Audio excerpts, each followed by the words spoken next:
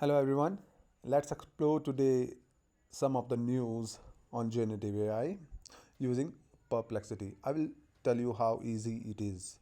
You don't need to go to different search engines and write latest top trends or what happened today in generative AI or any other domain you want to know about. So go to Perplexity app, ensuring it is updated. Once open, you need to click on the bars just near Ask Anything. Here it is, and because it is quite easy rather than writing of things.